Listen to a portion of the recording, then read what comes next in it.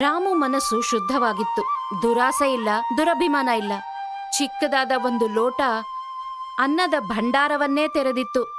ಹಸಿದವನಿಗೆ ಅನ್ನ ಕೊಟ್ಟ, ಎಲ್ಲರಿಗೂ ಆಸರೆಯಾದ. ದುರಾಸೆಯಿಂದ ಧನರಾಜ್ ಚಿನ್ನ ಬೇಡಿದಾಗ ಮುಖದ ಮೇಲೆ ಬಿದ್ದಿದ್ದು ಕೊಚ್ಚೆ.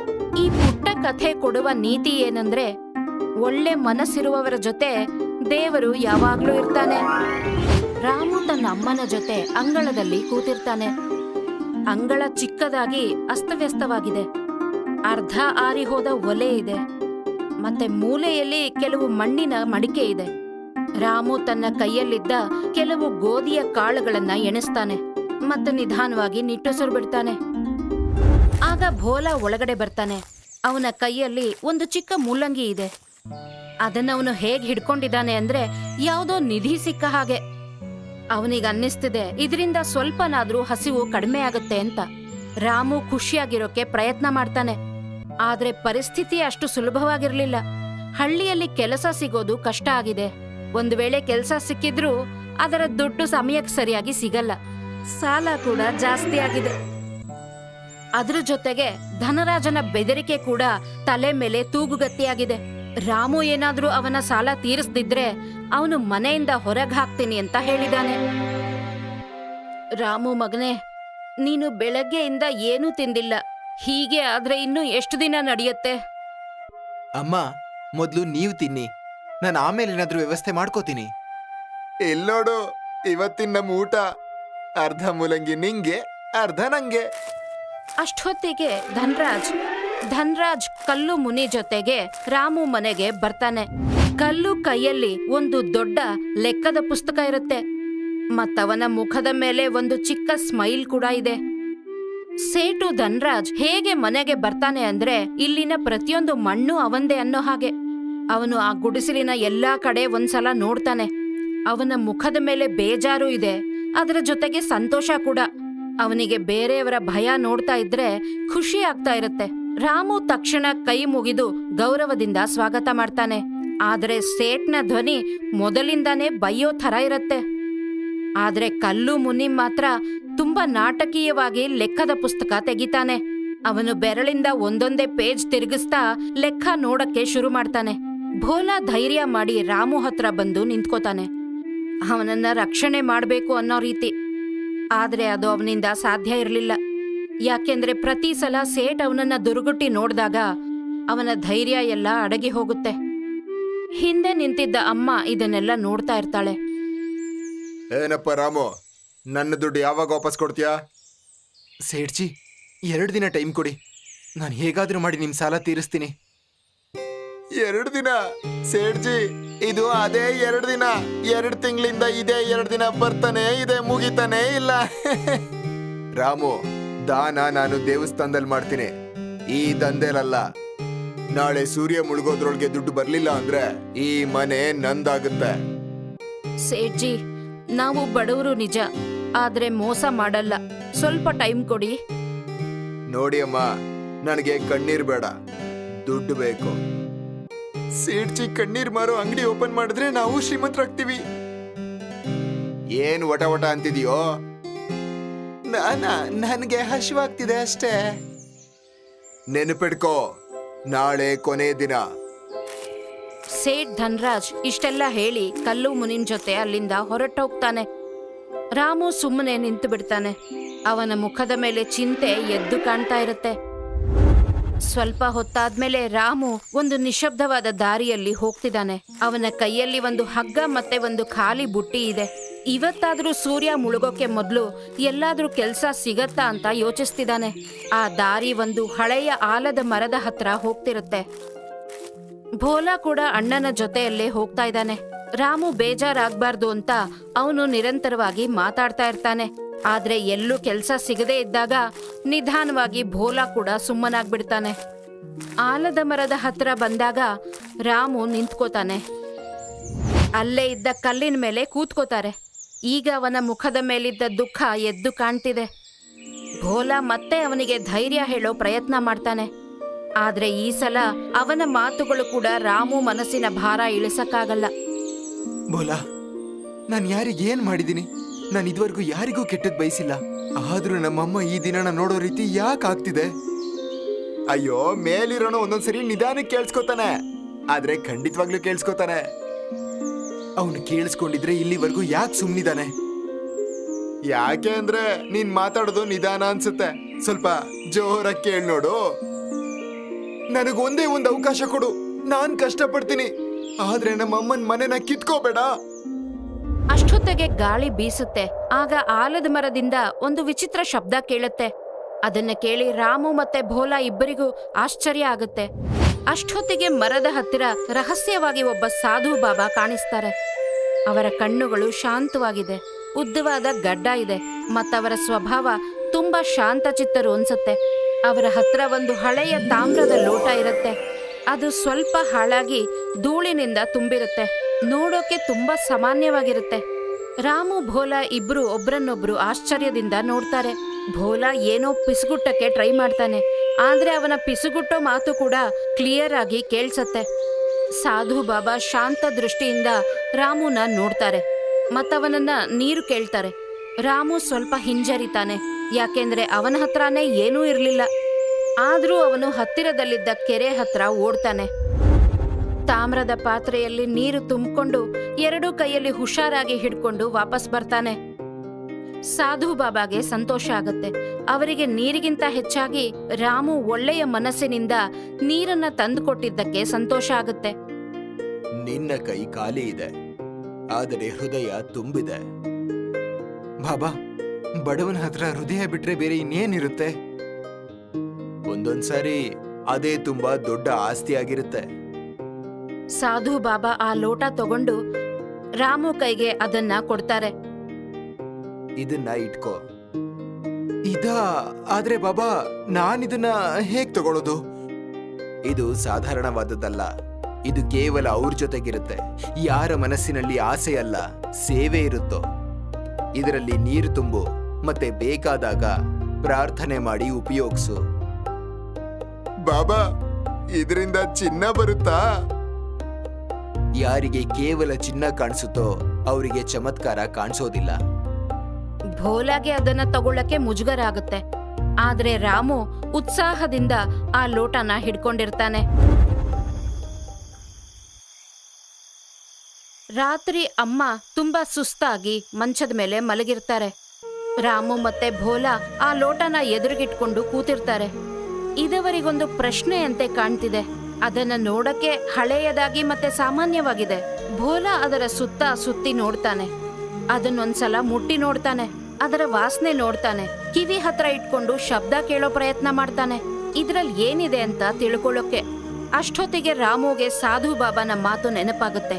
ಅವನು ಆ ಲೋಟದಲ್ಲಿ ನೀರು ತುಂಬ್ತಾನೆ, ಕಣ್ಣು ಮುಚ್ಕೋತಾನೆ, ಮತ್ತೆ ಒಳ್ಳೆ ಮನಸ್ಸಿನಿಂದ ಪ್ರಾರ್ಥನೆ ಮಾಡ್ತಾನೆ. ದುಡ್ಡು ಕೇಳೋದಿಲ್ಲ, ತನ್ನ ಅಮ್ಮನಿಗೆ ಊಟ ಮತ್ತೆ ತನ್ನ ದುಃಖದಿಂದ ಪರಿಹಾರ ಕೇಳ್ತಾನೆ.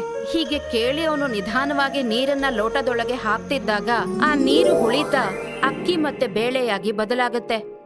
ಲೋಟ ನಿಧಾನವಾಗಿ ಹೊಳೆಯಕ್ಕೆ ಶುರುವಾಗುತ್ತೆ. ಅದನ್ನ ನೋಡಿ ಇಬ್ಬರು ಸ್ವಲ್ಪ ಹೊತ್ತು ಸುಮ್ಮನಾಗ್ತಾರೆ. ಭೋಲಾ ಆ ಚಮತ್ಕಾರ ನೋಡಿ ಆಶ್ಚರ್ಯ ಪಡ್ತಾನೆ. ಅರೆ ಅರೆ, ಇದು ನೀರ ಅಥವಾ ಬೇರೆನಾ? ರಾಮು, ಅದನ್ನ ಹೇಗ್ ಮಾಡ್ದೆ? ಬಹುಶಃ ಬಾಬಾ ನಿಜ ಹೇಳ್ತಿದ್ರು. ದೇವ್ರು ಇವತ್ತು ನಮ್ಮನೇಲಿ ಒಲೆ ಉರಿಯೋ ಹಾಗೆ ಮಾಡ್ದ ಮಗನೇ. ರಾಮು, ನಾವು ದಿನ ಹಬ್ಬ ಮಾಡೋಣ.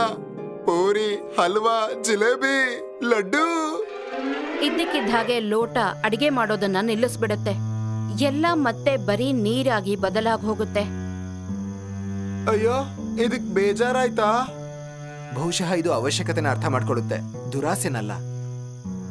ಮಗು, ಇದನ್ನ ವರದಾನ ಅನ್ಕೊಂಡು ಹುಷಾರಾಗಿಟ್ಕೋ.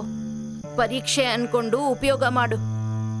ರಾಮು ನಿಧಾನವಾಗಿ ತಲೆ ಆಡಿಸಿ ಹ್ಞೂ ಅಂತಾನೆ. ಅದರೊಟ್ಟಿಗೆ ಆ ರಾತ್ರಿ ಅಲ್ಲಿಗೆ ಮುಗಿದೋಗುತ್ತೆ.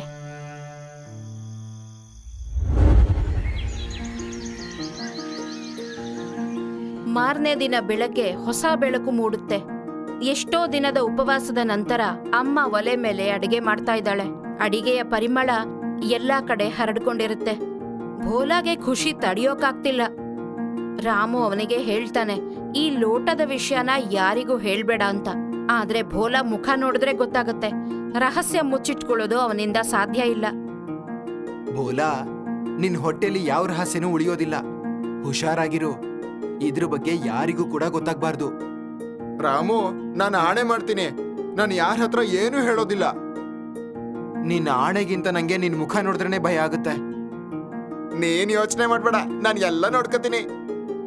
ಅಷ್ಟೊತ್ತಿಗೆ ಅಮ್ಮ ಅವರಿಗೋಸ್ಕರ ಫ್ರೆಶ್ ಆಗಿ ಮಾಡಿದ್ದ ಕಿಚಡಿ ತಗೊಂಡ್ ಬರ್ತಾಳೆ. ಇಬ್ರು ಅದರ ಪರಿಮಳ ನೋಡ್ತಾರೆ, ಆಮೇಲೆ ತಿನ್ನಕ್ ಶುರು ಮಾಡ್ತಾರೆ. ಅಮ್ಮನೂ ಹತ್ತಿರನೇ ಕೂತ್ಕೊಂಡಿರ್ತಾಳೆ. ಅವರಿಬ್ರು ಊಟ ಮಾಡ್ತಿರೋದು ನೋಡಿ ಅವರ ಮುಖದ ಮೇಲೆ ಸಮಾಧಾನ ಕಾಣುತ್ತೆ. ಊಟ ಆದ್ಮೇಲೆ ರಾಮು ಮತ್ತೆ ಭೋಲಾ ಕೆಲಸ ಹುಡುಕೊಂಡು ಹೊರಡ್ತಾರೆ. ರಾಮು ತನ್ನ ಜೊತೆ ಆ ಲೋಟ ಕೂಡ ತಗೊಂಡ್ ಹೋಗ್ತಿರ್ತಾನೆ. ದಾರಿಯಲ್ಲಿ ಅವರಿಗೊಬ್ಬ ಸೌದೆ ಮಾರುವವನು ಮರದ ಕೆಳಗೆ ಹಸಿದು ಸುಸ್ತಾಗಿ ಕೂತಿರೋದು ಕಾಣತ್ತೆ. ಅಯ್ಯೋ ಅಜ್ಜ, ಏನಾಯ್ತು? ಹುಷಾರಿದ್ದೀರಾ? ಏನಂತ ಹೇಳಿ ಮಗು, ಬೆಳಿಗ್ಗೆಯಿಂದ ಹಸ್ಕೊಂಡೇ ಇದ್ದೀನಿ. ಏನಾದ್ರೂ ತಿನ್ನೋಕ್ ಸಿಕ್ಕಿದ್ರೆ ಚೆನ್ನಾಗಿರ್ತಿತ್ತು. ರಾಮು ಮತ್ತೆ ಆ ಲೋಟನ ಉಪಯೋಗಿಸ್ತಾನೆ. ಅವನು ಮನಸ್ಸಿನಲ್ಲೇ ಪ್ರಾರ್ಥನೆ ಮಾಡ್ತಾನೆ. ಮತ್ತ ಲೋಟದಿಂದ ಆ ವಯಸ್ಸಾದ ಸೌದೆ ಮಾರುವವನಿಗೆ ತಿನ್ನಕ್ಕೆ ಸಾಧ್ಯವಾಗುವಷ್ಟು ಆಹಾರ ಸಿಗುತ್ತೆ. ಅದೇ ಸಮಯದಲ್ಲಿ ಕಲ್ಲು ಮುನಿಂ ದೂರದಿಂದ ಇದನ್ನೆಲ್ಲ ನೋಡ್ತಿರ್ತಾನೆ. ಅವನಿಗೆ ವಿಷಯ ಪೂರ್ತಿ ಅರ್ಥ ಆಗೋದಿಲ್ಲ, ಆದ್ರೆ ಆ ಲೋಟದಲ್ಲಿ ಏನೋ ಅಸಾಧಾರಣ ವಿಷಯ ಇದೆ ಅಂತ ಮಾತ್ರ ಅವನಿಗೆ ಅರ್ಥ ಆಗುತ್ತೆ. ಅರೆ ವಾಹ್, ಇಲ್ಲಂತೂ ಹೊಲ ಇಲ್ದೇನೆ ಫಸಲು ಬರ್ತಾ ಇದೆ. ಈ ಸುದ್ದಿ ಸೇಠ್ಜಿಗೆ ಇಷ್ಟ ಆಗುತ್ತೆ. ಅದನ್ನೆಲ್ಲ ನೋಡಿ ಕಲ್ಲು ಮುನಿಂ ಸುಮ್ಮನೆ ಅಲ್ಲಿಂದ ಹೊರಟೋಗ್ತಾನೆ. ಬಂಗಲೆ ಒಳಗೆ ಸೇಠ್ ಧನ್ರಾಜ್ ಸೋಫಾ ಮೇಲೆ ಕೂತ್ಕೊಂಡು ನೋಟ್ ಎಣಿಸ್ತಾ ಇದ್ದಾನೆ. ಆಗ ಕಲ್ಲು ಮುನಿಂ ಅಲ್ಲಿಗೆ ಬರ್ತಾನೆ. ಹೊಳಿತಿದ್ದ ನೆಲದ ಮೇಲೆ ಸುಮಾರಾಗಿ ಜಾರಿ ಬೀಳ್ತಿರ್ತಾನೆ. ಸೇಠ್ ಮೊದಲು ಅವನ ಕೆಲ್ಸ ನೋಡಿ ಬೈತಾನೆ. ಆದ್ರೆ ಕಲ್ಲು ಬೇಗ ಬೇಗ ಮುಂದೆ ಬಂದು ಸೇಠ್ ಧನ್ರಾಜ್ಗೆ ಎಲ್ಲ ವಿಷಯ ಹೇಳ್ತಾನೆ. ಅವನ್ ನೋಡಿದ್ದೆಲ್ಲ. ಸೇಠ್ಜಿ, ನಾನ್ ನನ್ ಕಣ್ಣಾರೆ ನೋಡ್ದೆ. ಅವನು ಆ ಬಿಂದಿಗೆ ನೀರಿಂದ ಊಟ ಹೊರಗೆ ತೆಗಿತಿದ್ದ. ಸುಳ್ಳು ಹೇಳಿದ್ರೆ ಒದ್ದು ಬಿಡ್ತೀನಿ. ಅಯ್ಯೋ ಸೇಠ್ಜಿ, ನಾನ್ ಸುಳ್ಳು ಹೇಳಿದ್ರೆ ನನ್ನ ಉಲ್ಟಾ ನೇತಾಕ್ಬಿಡಿ. ಅಂದ್ರೆ ಆ ಬಿಕಾರಿ ರಾಮು ಹತ್ರ ಖಜಾನೆ ಬೀಗ ಇದೆ. ಅದು ಎಂತ ಬೀಗ ಅಂದ್ರೆ ಕೀನ ಉಪಯೋಗಿಸ್ತೇನೆ ಅದನ್ನ ತೆಗೆದು ಬಿಡ್ಬೋದು.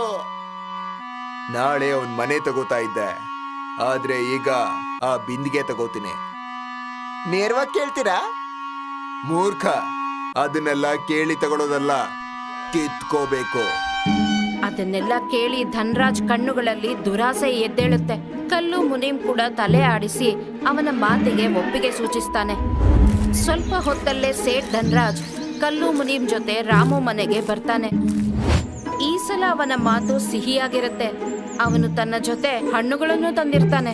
ಅಮ್ಮನ ಆರೋಗ್ಯದ ಬಗ್ಗೆ ಚಿಂತೆ ಇರೋ ಹಾಗೆ ನಟಿಸ್ತಾನೆ. ಇದನ್ನೆಲ್ಲ ನೋಡಿ ಭೋಲಾಗೆ ತಕ್ಷಣ ಅನುಮಾನ ಆಗುತ್ತೆ. ರಾಮು ಮಾತ್ರ ವಿನಯದಿಂದಾನೇ ಇರ್ತಾನೆ, ಆದ್ರೆ ಮನಸ್ಸೊಳಗೆ ಹುಷಾರಾಗೇ ಇರ್ತಾನೆ. ಸೇಠ್ ನಿಧಾನವಾಗಿ ವಿಷಯ ಬದಲಾಯಿಸ್ತಾನೆ. ಅವನು ದಾನ ಧರ್ಮದ ಬಗ್ಗೆ ದೊಡ್ಡ ದೊಡ್ಡ ಮಾತಾಡಕ್ಕೆ ಶುರು ಮಾಡ್ತಾನೆ. ಆಗ ರಾಮು ತಾನೇ ಸತ್ಯ ಹೇಳ್ತಾನೆ ಅಂತ. ರಾಮು ಪುಟ್ಟ, ನಿನ್ನ ಅದೃಷ್ಟ ಬದಲಾಯಿಸಿದೆ ಅಂತ ಕೇಳ್ಪಟ್ಟೆ. ಅದೃಷ್ಟನ? ಇಲ್ವಲ್ಲ ಸೇಠ್ಜಿ, ದೇವ್ರು ದಯೆ ಮಾಡಿದಾನಷ್ಟೇ. ಹೌದಾ? ಅಂದ್ರೆ ದಯೆ ಆ ಹಿತ್ತಾಳೆ ಲೋಟದಲ್ಲಿ ಸಿಗುತ್ತಾ? ಅದನ್ನ ಕೇಳಿ ರಾಮುಗೆ ತುಂಬಾ ಆಶ್ಚರ್ಯ ಆಗುತ್ತೆ. ನೋಡಿದ್ರಾ, ಮುಖನೇ ಎಲ್ಲದನ್ನು ಹೇಳ್ತಿದೆ. ನಿಮ್ ಮುಖನೂ ಸುಮಾರಷ್ಟು ಹೇಳ್ತಾ ಇದೆ. ನೇರವಾಗಿ ಹೇಳು, ಆ ಬಿಂದಿಗೆ ಎಲ್ಲಿದೆ? ಅದು ನನಗ್ ಸಿಕ್ಕಿರೋದು. ಸಿಕ್ಕಿರೋದಾ? ಸಿಕ್ಕಿರೋದು ಅಂದ್ಮೇಲೆ ಅದು ನಿಂದಾಗಲ್ಲ. ಕಲ್ಲು, ಮನೆಯೆಲ್ಲ ಹುಡ್ಕೋ. ಅಷ್ಟ್ರಲ್ಲೇ ಅಮ್ಮ ಮತ್ತೆ ಭೋಲಾ ಮುಂದೆ ಬರ್ತಾರೆ. ಇಲ್ಲ, ನಮ್ಮನೆ ಒಳಗೆ ಯಾರು ಬರಬಾರ್ದು. ಸಾಕು, ತುಂಬಾ ಅವಮಾನ ಸಹಿಸ್ಕೊಂಡಿದ್ದೀನಿ. ಕಷ್ಟಪಟ್ಟು ಸಾಲನ ತೀರಿಸ್ತೀನಿ, ಆದ್ರೆ ಭಯದಿಂದ ಬದುಕಲ್ಲ. ನನ್ನ ಮನೇಲಿರೋ ವಸ್ತುಗಳನ್ನ ಯಾರು ಕೂಡ ಮುಟ್ಟೋ ಹಾಗಿಲ್ಲ. ಧನ್ರಾಜ್ ಅಲ್ಲೇ ನಿಲ್ತಾನೆ. ರಾಮು ಕಡೆ ತಿರುಗಿ ನೋಡ್ತಾನೆ. ಈಗ ರಾಮು ಕಣ್ಣಿನಲ್ಲಿ ಧೈರ್ಯ ಕಾಣಿಸ್ತಿದೆ. ಅದನ್ನೋಡಿ ಧನ್ರಾಜ್ ಒಂದು ಹೆಜ್ಜೆ ಹಿಂದೆ ಹೋಗ್ತಾನೆ. ಸರಿ ರಾಮು, ಆದ್ರೆ ನೆನ್ಪಿಟ್ಕೋ, ಆಟ ಇಲ್ಲಿಗೆ ಮುಗ್ದಿಲ್ಲ. ಧನ್ರಾಜ್ ಕಲ್ಲು ಮುನಿಂ ಜೊತೆ ಅಲ್ಲಿಂದ ಹೊರಟೋಗ್ತಾನೆ. ಆ ರಾತ್ರಿ ರಾಮು ಲೋಟನ ಹುಷಾರಾಗಿ ಒಂದು ಹಳೆಯ ಅಕ್ಕಿ ಮಡಕೆಯಲ್ಲಿ ಬಚ್ಚಿಡ್ತಾನೆ. ಭೋಲಾ ಕಾವಲು ಕಾಯ್ತೀನಿ ಅಂತ ಹಠ ಮಾಡ್ತಾನೆ. ಆದ್ರೆ ಆ ಕೆಲಸದಲ್ಲಿ ಅವನು ಅಷ್ಟೇನು ಚೆನ್ನಾಗಿರ್ಲಿಲ್ಲ. ಯೋಚನೆ ಮಾಡ್ಬೇಡ ರಾಮು, ಇವತ್ತೇನಾದ್ರೂ ಕಳ್ಳ ಬಂದ್ರೆ ನಾನು ರಾಮು ಹಿಂದೆ ಮುಂದೆ ನೋಡ್ತಾನೆ, ತಲೆ ಆಡಿಸಿ ಹೂ ಅಂತಾನೆ. ಮತ್ತಲ್ಲಿಂದ ಹೊರಟೋಗ್ತಾನೆ. ಭೋಲಾ ಕೈಯಲ್ಲಿ ಕೋಲ್ ಹಿಡ್ಕೊಂಡು ಎಚ್ಚರವಾಗಿರಕ್ಕೆ ಪ್ರಯತ್ನ ಮಾಡ್ತಾನೆ. ಆದ್ರೆ ಸ್ವಲ್ಪ ಶಬ್ದಕ್ಕೆ ಬೆಚ್ಚಿ ಬೀಳ್ತಾನೆ. ಒಂದ್ಸಲ ನರಿ ಕೂಗೋ ಶಬ್ದಕ್ಕೆ, ಮತ್ತೊಂದ್ಸಲ ಬೆಕ್ಕಿನ ಶಬ್ದಕ್ಕೆ. ಕಲ್ಲು ಮುನೀಂ ನಿಧಾನವಾಗಿ ರಾಮು ಮನೆಯ ಹಿತ್ತಲಿಗೆ ಬಂದು ತಲುಪ್ತಾನೆ. ಮುಂದೆ ಬರ್ತಿರುವಾಗ ಅವನ ಕಾಲು ಒಂದು ಹಗ್ಗಕ್ಕೆ ಸಿಕ್ಕಾಕೊಳ್ಳುತ್ತೆ. ಅವನಿಗದು ಹಾವಿನ ರೀತಿ ಕಾಣುತ್ತೆ. ಅಯ್ಯೋ ಸಿಕ್ಕಾಕೊಂಡೆ, ಕಾಪಾಡಿ ಕಾಪಾಡಿ. ಹಗ್ಗ ಅವನ ಕಾಲಿಗೆ ಸಿಕ್ಕಾಕೊಂಡಿರುತ್ತೆ. ಅದಕ್ಕೆ ಅವನು ಕೆಳಗೆ ಬಿದ್ದು ಹೋಗ್ತಾನೆ. ಒಳಗೆ ಮಲಗಿದ್ದ ಭೋಲಾ ಆ ಶಬ್ದ ಕೇಳಿ ತಕ್ಷಣ ಎಚ್ಚೆತ್ಕೊಳ್ತಾನೆ. ಯಾರದು? ಭೋಲಾ ತಕ್ಷಣ ರೂಮಿನ ಕಡೆ ಓಡ್ತಾನೆ. ರಾಮುನ ಕೂಡ ಎಬ್ಬಿಸ್ತಾನೆ. ಎದ್ದೇಳಿ ಬೇಗ, ಯಾರೋ ಕಳ್ಳ ಬಂದಿದ್ದಾನೆ ಅನ್ಸುತ್ತೆ. ರಾಮು ಗಾಬರಿಯಿಂದ ಎದ್ದು ಭೋಲಾ ಜೊತೆ ಹೊರಗಡೆ ಓಡ್ತಾನೆ. ರಾಮು ಮತ್ತೆ ಭೋಲಾ ಓಡ್ತಾ ಹಿಂದಿನ ಹಿತ್ತಲಿಗೆ ಬರ್ತಾರೆ. ಅಲ್ಲವರು ನೋಡಿದ್ರೆ ಕಲ್ಲು ಮುನಿಂ ನೆಲದ ಮೇಲೆ ಬಿದ್ದಿರ್ತಾನೆ. ಮತ್ತೆ ಹಗ್ಗ ಅವನ ಕಾಲಿಗೆ ಸಿಕ್ಕಾಕೊಂಡಿರುತ್ತೆ. ಕಲ್ಲು ನೀನಾ ಇಲ್ಲಿ? ನೀನಿಲ್ಲಿಗೆ ಕಳ್ತನ ಮಾಡೋಕ್ ಬಂದಿದ್ದೆ ಅಲ್ವಾ? ಕೊನೆಗೂ ಕಲ್ಲು ಹಗ್ಗನ ಬಿಡಿಸ್ಕೊಳ್ತಾನೆ. ಮತ್ತೆ ಎದ್ದು ನಿಂತ್ಕೋತಾನೆ. ನಾನು ರಾತ್ರಿ ಓಡಾಡ್ಕೊಂಡ್ ಬರೋಣ ಅಂತ ಬಂದಿದ್ದೆ. ಹೌದಾ? ಮತ್ತೆ ನಮ್ಮನೆ ಕಾಂಪೌಂಡ್ ಹಾರ್ಕೊಂಡು ಒಳಗಡೆ ಬಂದೆ. ಅಯ್ಯೋ, ಅದು ನಾನು ಹೊರಟೋಗು ಇಲ್ಲಿಂದ. ನಿನಗಿಲ್ಲಿ ಏನು ಕೂಡ ಸಿಗೋದಿಲ್ಲ. ಹಾ ಸರಿ ಸರಿ, ಹೋಗ್ತಿದ್ದೀನಿ. ನಾನು ಹೀಗೆ ಸುಮ್ನೆ ಬಂದಿದ್ದೆ. ಜನಗಳಿಗೆ ಕತೆ ಕಟ್ಟೋ ಹುಚ್ಚು ಅಷ್ಟೇ. ಕಲ್ಲು ಅಲ್ಲಿಂದ ಸುಮ್ಮನೆ ಹೊರಟೋಗ್ತಾನೆ. ರಾಮು ಮತ್ತೆ ಭೋಲಾ ಇನ್ನೂ ಅಲ್ಲೇ ನಿಂತಿರ್ತಾರೆ. ಮತ್ತವನು ಹೋಗ್ತಿರೋದನ್ನ ನೋಡ್ತಿರ್ತಾರೆ. ಇದರ ಜೊತೆಗೆ ಆ ರಾತ್ರಿ ಕೂಡ ಮುಗಿಯುತ್ತೆ. ಮಾರನೇ ದಿನ ಬೆಳಗ್ಗೆ ಕಲ್ಲು ಧನ್ರಾಜ್ ಹತ್ರ ಬರ್ತಾನೆ. ಮತ್ತವನಿಗೆ ರಾತ್ರಿ ನಡೆದಿದ್ದೆಲ್ಲ ಹೇಳ್ತಾನೆ. ಅದನ್ನ ಕೇಳಿ ಧನ್ರಾಜ್ಗೆ ತುಂಬಾ ಕೋಪ ಬರುತ್ತೆ. ಮೂರ್ಖ, ಒಂದು ವಸ್ತುನ್ ತರಕಾಗ್ಲಿಲ್ವಾ? ಸೇಡ್ಜಿ ಅಲ್ಲಿ ಬೋಲಾ ಇದ್ದ. ಅವನು ಮನುಷ್ಯನೇ ಅಲ್ಲ, ರಾತ್ರಿ ಇಡೀ ಓಡಾಡೋ ದೆವ್ವ. ಧನ್ರಾಜ್ ತಕ್ಷಣ ಸುಧಾರಿಸ್ಕೊಳ್ತಾನೆ. ಬಹುಶಃ ಕಳ್ತನ ಕೆಲ್ಸ ಮಾಡಲ್ಲ ಅಂತ ಅವನಿಗೆ ಅರ್ಥ ಆಗುತ್ತೆ. ಅದಕ್ಕೆ ಚಾಲಾಕಿ ತಂದಿಂದ ಕೆಲ್ಸ ಆಗುತ್ತೆ. ಇವಾಗ ಕೇಳಿಸ್ಕೊ, ಇಡೀ ಊರಲ್ಲಿ ಸುದ್ದಿ ಹಬ್ಸು ರಾಮು ಮಾಟ ಮಂತ್ರ ಮಾಡ್ತಾನೆ ಅಂತ. ಜನ ಹೆದರ್ತಾರೆ, ಪ್ರಶ್ನೆ ಮಾಡ್ತಾರೆ. ಆಗ ಅವನೇ ಬಿಂದಿಗೆನ ಹೊರಗ್ ತರ್ತಾನೆ. ವಾವ್ ಸೇಡ್ಜಿ, ನಿಮ್ ಬುದ್ಧಿ ಅಂತೂ ಹಾವಿಗಿಂತ ಚುರುಕಾಗಿದೆ. ಮಾತ್ ಕಮ್ಮಿ ಮಾಡು, ಕೆಲ್ಸ ಜಾಸ್ತಿ ಮಾಡು. ಕಲ್ಲು ಸರಿ ಅಂತ ತಲೆ ಆಡಿಸ್ತಾನೆ. ಮತ್ತೆ ಅಲ್ಲಿಂದ ಹೊರಟೋಗ್ತಾನೆ. ಧನ್ರಾಜ್ ಮುಖದ ಮೇಲೆ ಒಂದು ಮೋಸದ ನಗು ಮೂಡುತ್ತೆ. ಸ್ವಲ್ಪ ಹೊತ್ತಲ್ಲೇ ಹಳ್ಳಿಯಲ್ಲೆಲ್ಲ ಈ ವಿಷಯ ಹರಡುತ್ತೆ. ಹಳ್ಳಿಯ ಟೀ ಅಂಗಡಿ ಹತ್ರ ಜನ ಎಲ್ಲ ಸೇರಿರ್ತಾರೆ. ಎಲ್ಲ ತಮ್ಮ ತಮ್ಮಲ್ಲೇ ರಾಮು ಹತ್ರ ಇರೋ ಬ್ಲ್ಯಾಕ್ ಮ್ಯಾಜಿಕ್ ಬಗ್ಗೆ ಮಾತಾಡ್ತಾ ಇರ್ತಾರೆ.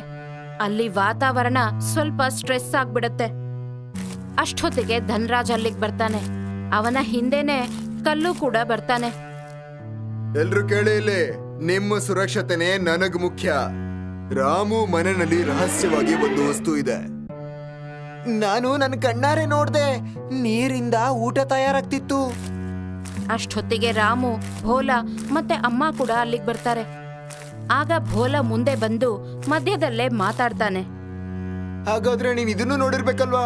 ಊಟನ ಹಸ್ಕೊಂಡಿರೋರಿಗೆ ಕೊಟ್ಟಿದ್ದನ್ನ. ಅದರಿಂದ ಏನಾದ್ರೂ ಆಯ್ತಾ? ರಾಮು, ನಿಜ ಏನು ಹೇಳು. ಸತ್ಯ ಇಷ್ಟೇ ಇರೋದು, ದೇವರು ನಮ್ಗೆ ಸಹಾಯ ಮಾಡಿದ್ದಾರೆ. ನಾನ್ ಯಾವತ್ತೂ ಯಾರಿಗೂ ಕೆಟ್ಟದನ್ನ ಮಾಡಿಲ್ಲ. ಹಾಗಾದ್ರೆ ಎಲ್ರ ಮುಂದೆ ತೋರ್ಸು ಒಂದ್ಸರಿ. ರಾಮು ಭೋಲಾ ಕಡೆ ನೋಡಿ ಸರಿ ಅಂತ ತಲೆ ಆಡಿಸ್ತಾನೆ. ಇದು ವರದಾನ ಆಗಿದ್ರೆ ಇದ್ರ ಉಪಯೋಗನ ಸೇವೆ ಮಾಡೋದಕ್ ಮಾಡ್ತೀನಿ, ತಮಾಷೆಗೋಸ್ಕರ ಅಲ್ಲ. ಭೋಲಾ ಟೀ ಅಂಗಡಿಯಲ್ಲಿದ್ದ ಪಾತ್ರೆಯಿಂದ ಆ ಲೋಟಗೆ ನೀರು ಹಾಕ್ತಾನೆ. ರಾಮು ಲೋಟನ ಕೈಯಲ್ಲಿ ಹಿಡ್ಕೊಂಡು ಕಣ್ಣು ಮುಚ್ಕೊಂಡು ಪ್ರಾರ್ಥನೆ ಮಾಡಕ್ಕೆ ಶುರು ಮಾಡ್ತಾನೆ. ಸ್ವಲ್ಪ ಹೊತ್ತಲ್ಲೇ ಲೋಟದಲ್ಲಿದ್ದ ನೀರು ಅಕ್ಕಿ ಕಾಳಿನಾಗಿ ಬದಲಾಗುತ್ತೆ. ಅದನ್ನೋಡಿ ಅಲ್ಲಿ ಸೇರಿದ್ದ ಹಳ್ಳಿಯವರಿಗೆಲ್ಲ ಆಶ್ಚರ್ಯ ಆಗತ್ತೆ.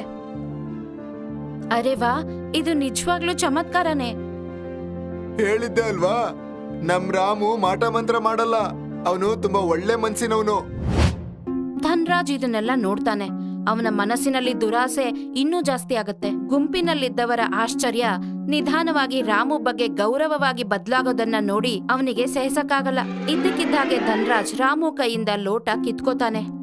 ಅದನ್ ನೋಡಿ ಹಳ್ಳಿಯವರಿಗೆಲ್ಲ ಆಶ್ಚರ್ಯ ಆಗತ್ತೆ. ಇಂಥ ಶಕ್ತಿ ಯಾರೋ ಒಬ್ಬ ಬಡವನ ಹತ್ರ ಇರ್ಲೇಬಾರ್ದು. ಬದಲಾಗಿ ಎಂತವನ ಹತ್ರ ಇರ್ಬೇಕು ಅಂತಂದ್ರೆ ಇದನ್ನ ಚೆನ್ನಾಗಿ ಸಂಭಾಳಿಸೋನ ಹತ್ರ. ಈ ಬಿಂದಿಗೆ ಈಗ ನಂದು. ನಾನಿದ್ರಲ್ಲಿ ಚಿನ್ನನ ಕೇಳ್ತೀನಿ, ಬೆಳ್ಳಿ ಕೇಳ್ತೀನಿ, ವಜ್ರ ಕೇಳ್ತೀನಿ. ಲೋಟ ಪೂರ್ತಿ ಶಾಂತವಾಗಿರುತ್ತೆ. ಧನ್ರಾಜ್ ಮತ್ತೆ ಪ್ರಯತ್ನ ಮಾಡ್ತಾನೆ, ಆದ್ರೆ ಈ ಸಲ ಇನ್ನೂ ಹೆಚ್ಚು ದುರಾಸೆಯಿಂದ. ಆದ್ರೆ ದುಡ್ಡು ಕಾಸಿನ ಜಾಗದಲ್ಲಿ ಆ ಲೋಟದಲ್ಲಿ ಕಪ್ಪು ಕೆಸರು ನೇರವಾಗಿ ಅವನ ಬಟ್ಟೆ ಮತ್ತೆ ಮುಖದ ಮೇಲೆ ಬೀಳುತ್ತೆ. ಅದನ್ನ ನೋಡಿ ಹಳ್ಳಿಯವರೆಲ್ಲ ಜೋರಾಗಿ ನಗ್ತಾರೆ.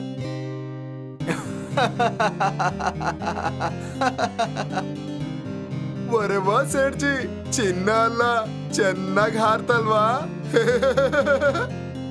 ಸೇಠ್ಜಿ, ಮತ್ತೆ ಪ್ರಯತ್ನ ಪಡಿ. ಏ ಬಿಂದಿಗೆ, ನನಗೆ ಖಜಾನೆ ಕೊಡು. ಲೋಟದಿಂದ ಇನ್ನೂ ಸ್ವಲ್ಪ ಕೊಚ್ಚೆ ನೇರವಾಗಿ ಅವನ ಮುಖದ ಮೇಲೆ ಬೀಳುತ್ತೆ. ಅದನ್ನ ನೋಡಿ ಹಳ್ಳಿಯವರೆಲ್ಲ ಇನ್ನೂ ಜೋರಾಗಿ ನಗ್ತಾರೆ.